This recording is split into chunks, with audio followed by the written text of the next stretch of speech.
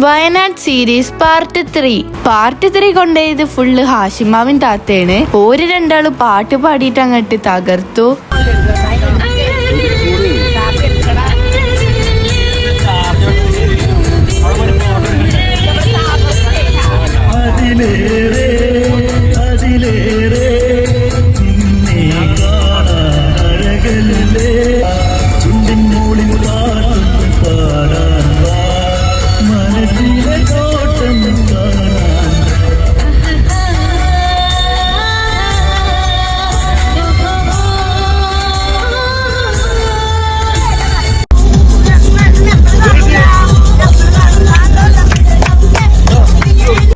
പാട്ടെങ്ങനെയുണ്ട്?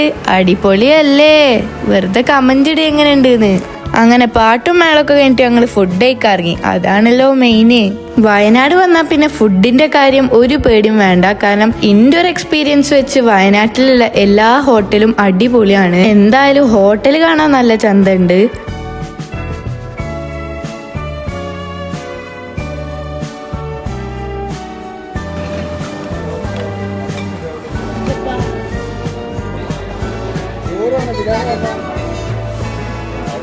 Food കഴിക്കൽ കഴിഞ്ഞിട്ട് ഞങ്ങള് വയനാട്ടിലുള്ള ബാനാസുരയിലേക്കായിരുന്നു പോയിട്ടുണ്ടായിരുന്നു. അവിടുത്തെ വ്യൂ എടാ എന്താ രസം എന്നറിയോ?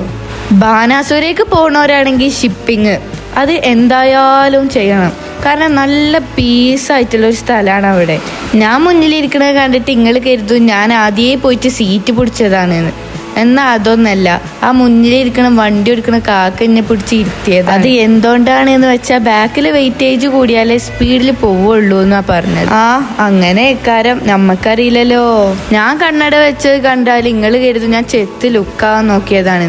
എന്നാ അതൊന്നല്ല, സൂര്യനെ തടുക്കാൻ വേണ്ടിയിട്ട് വെച്ചതാണ്. ആരും തെറ്റിദ്ധരിക്കണ്ട.